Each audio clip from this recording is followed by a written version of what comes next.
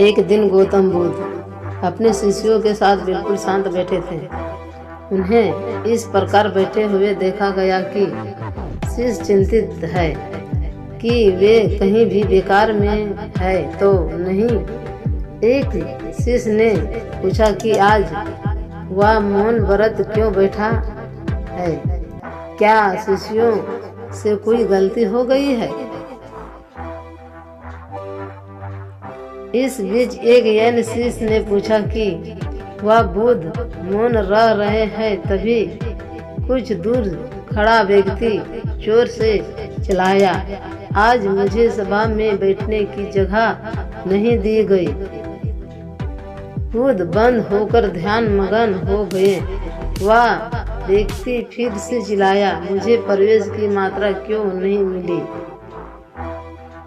इस बीच एक उधर शिष्य ने अपना पक्ष लेते हुए कहा कि उसे सभा में आने की सुविधा प्रदान की जाए। बुद्ध ने आरोप लगाया और कहा, नहीं, वह उसे आज्ञा नहीं दे सकता।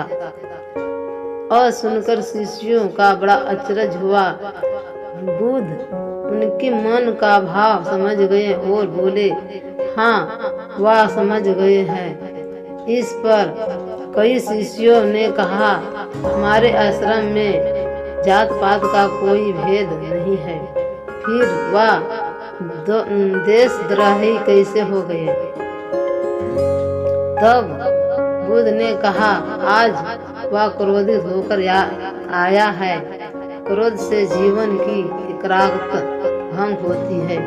क्रोधित व्यक्ति का प्रिय मानसिक हिंसा कर अलग हो जाता है। इसीलिए जब तक वह क्रोध में रहता है तब तक दुष्ट होता है। इसीलिए उसे कुछ समय के लिए एकांत में रहना चाहिए। क्रोध शिष्य भी बुद्ध की बात सुन रहा था।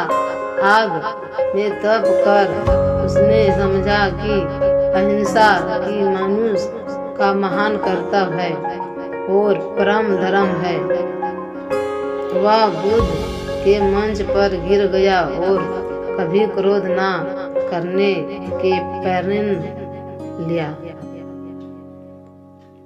शिक्षा काम है कि क्रोध के कारण व्यक्ति अनर्थ करता है और बाद में उसे बनाता है, जिससे कोई लाभ नहीं होता है। इसीलिए हमें क्रोध नहीं करना चाहिए।